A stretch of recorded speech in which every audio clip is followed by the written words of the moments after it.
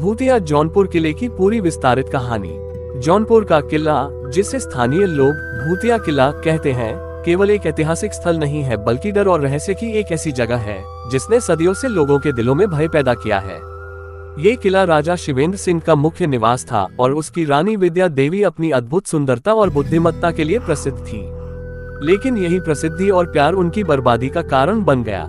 राजा शिवेंद्र सिंह एक पराक्रमी शासक थे और उनकी रानी विद्या उनके दिल के सबसे करीब थी। रानी न केवल सुंदर थी बल्कि राज्य के कामकाज में भी राजा की मदद करती थी। उनकी इस प्रभावशाली उपस्थिति ने दरबार के अन्य लोगों, विशेष रूप से उनकी सौतन नलिनी और कुछ गद्दार मंत्रियों को असहज कर दिया। नलिनी, जो राजा का ध्यान नहीं पा सकी, ने रानी के प्रति गहरी ईर्ष्या पाल ली। उसने दरबार के अन्य षड्यंत्रकारी सदस्यों के साथ मिलकर रानी के खिलाफ साजिश रचनी शुरू कर दी। एक दिन नलिनी ने राजा को यकीन दिलाने के लिए एक झूठी कहानी गढ़ी। उसने कहा कि रानी दुश्मन राज्य के साथ मिलकर उनके खिलाफ षड्यंत्र कर रही है। राजा, जो नलिनी की बातों में आ गए, रानी पर संदेह करने लगे। रानी को बिना कुछ बताए किले की सबसे गहरी गुफा में बुलाया गया। वहां उन्हें धोखे से बंदी बना लिया गया। रानी ने अपने निर्दोष होने की दुहाई दी, लेकिन उनकी आवाज न तो राजा ने सुनी और न ही दरबार के किसी और ने। कहते हैं, रानी ने गुफा में दम तोड़ने से पहले एक शाप दिया था। ये किला और इसमें रहने वाले लोग कभी चैन से नहीं रहेंगे। हर वह व्यक्ति जिसने अन्याय किया है, मेरी आत्मा उसे चैन से नहीं जीने देगी। रानी की मौत के बाद से किले में अजीब घटनाएं होने लगी। दरबार के कई मंत्रियों ने किले के अंदर रात में औरत के रोने और गाने की आवाजें सुनी। कुछ ने गुफा के पास सफेद साड़ी में एक औरत को देखा जो किसी को घूर रही थी। सबसे पहली घटना दरबार के एक मंत्री के साथ हुई। वह रात को किले के अंदर टहल रहा था जब उसने रानी के जैसा चेहरा देखा। अगली सुबह वो मंत्री मृत पाया गया। उसके शरीर पर कोई चोट के निशान नहीं थे, लेकिन उसके चेहरे पर भय का ऐसा भाव था जिसे देखकर हर कोई कांप उठा। किले की इन घटनाओं ने आसपास के गांवों के लोगों में भय फैला दिया। लोगों ने रात में किले के पास जाना बंद कर दिया।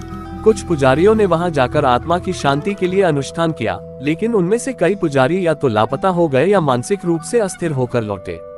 उनका कहना था कि रानी की आत्मा इतनी शक्तिशाली है कि उसे रोक पाना असंभव है। कुछ वर्षों बाद 5 युवक राजेश, सुरेश, विकास, अमित और दीपक ने किले के रहस्यों को उजागर करने की ठानी। उन्होंने मशाल, कैमरे और हथियारों के साथ रात में किले में प्रवेश किया। जब वे गुफा के पास पहुंचे तो उन्हें अचानक ठंडी हवा का झोंका महसूस हुआ। मशालें बुझ गईं और चारों तरफ गहरा अंधेरा छा गया। अचानक उन्होंने किसी औरत के गुनगुनाने की आवाज सुनी। जैसे ही उन्होंने टॉर्च की रोशनी डाली, उन्होंने सफेद साड़ी में एक महिला को देखा। उसका चेहरा धुंधला और डरावना था। वह उनकी ओर बढ़ने लगी।